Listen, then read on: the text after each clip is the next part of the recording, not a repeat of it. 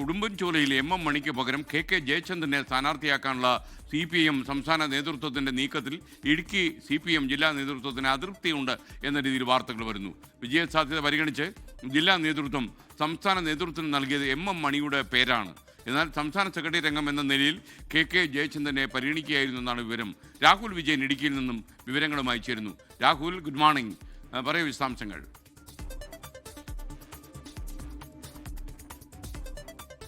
SKN മണിയാശാന്റെ പേര് വെട്ടിയതിൽ CPM Idukki ജില്ലാ നേതൃത്വത്തിന് കടുത്ത അതൃപ്തി ഉണ്ട് എന്നുള്ളതാണ് പുറത്തു വരുന്ന വിവരങ്ങൾ. കാരണം വിജയസാധ്യത മാത്രം പരിഗണിച്ചതുകൊണ്ട് ഉടുമ്പൻചോലയിൽ എം മണിയുടെ പേര് മാത്രമാണ് ഇടുക്കി ജില്ലാ നേതൃത്വം പരിഗണിച്ചിരുന്നത്. അത് സംസ്ഥാന നേതൃത്വത്തിന് കൈമാറുകയും ചെയ്തിരുന്നു. എന്നാൽ സംസ്ഥാന സെക്രട്ടേറിയറ്റ് അംഗം എന്ന നിലയിൽ കെ ജയചന്ദ്രൻ ഉടുമ്പൻചോലയിൽ മത്സരിക്കണമെന്ന തീരുമാനം നേരത്തെ തന്നെ ആയിരുന്നു എന്നുള്ളതാണ് സംസ്ഥാന നേതൃത്വം അറിയിച്ചിരിക്കുന്നത്.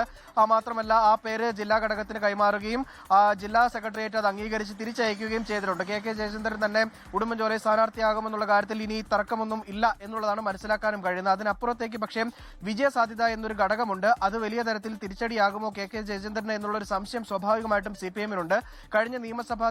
കഴിഞ്ഞ തദ്ദേശ തെരഞ്ഞെടുപ്പിലെ കണക്കുകൾ പരിശോധിക്കുമ്പോൾ LDF-ന് കുത്തക മണ്ഡലമായിട്ടുള്ള ഉടുമ്പൻചോലയിൽ വരെ തിരിച്ചടി നേരിടുന്ന ഒരു സ്ഥിതി ഇടുക്കിയിലുണ്ടായിരുന്നു. അത് മറികടക്കണമെങ്കിൽ എം മണിയെ പോലെ തന്നെ ശക്തനായ ഒരു സ്ഥാനാർത്ഥി നിന്നെങ്കിൽ മാത്രമേ പറ്റൂ എന്നുള്ളതായിരുന്നു ഒരു തീരുമാനം. അതിന്റെ അടിസ്ഥാനത്തിലാണ് ഒറ്റ പേരിലേക്ക് എം മണി എന്നൊരു ഒറ്റ പേരിലേക്ക് ജില്ലാ നേതൃത്വം പോയത്. അതിന്റെ അടിസ്ഥാനത്തിലുള്ള പ്രചരണം ഉൾപ്പെടെ നടക്കുകയും ചെയ്തിരുന്നു.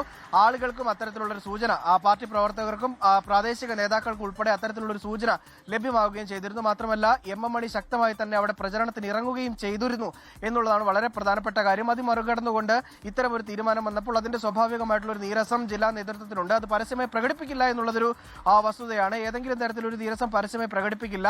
സംസ്ഥാന സെക്രട്ടേറിയറ്റിന്റെ തീരുമാനത്തെ അംഗീകരിച്ച് തിരിച്ചയക്കുക മാത്രമാണ് ജില്ലാ ഘടകം ചെയ്യുക എന്നുള്ളത് ഒരു വസ്തുതയാണ്. എങ്കിൽ കൂടിയും എം മണിയെ മാറ്റിയതിൽ വലിയ തരത്തിലുള്ളൊരു ആശങ്ക ജില്ലാ നേതൃത്വത്തിനുണ്ട് എന്നുള്ളതാണ്. സംസ്ഥാന നേതൃത്വം എം മണിയെ മാറ്റാൻ പറഞ്ഞിരിക്കുന്ന കാര്യങ്ങളിൽ ഒന്ന് എം മണിയുടെ പ്രസംഗങ്ങൾ ഒരുപക്ഷെ തിരിച്ചടിയാകാനുള്ള സാധ്യതയുണ്ട് തെരഞ്ഞെടുപ്പ് കാലത്ത് എന്നുള്ളതാണ്. കാരണം ഈ തദ്ദേശ തെരഞ്ഞെടുപ്പിന് ശേഷം താങ്ക് യു രാഹുൽ വിജയൻ.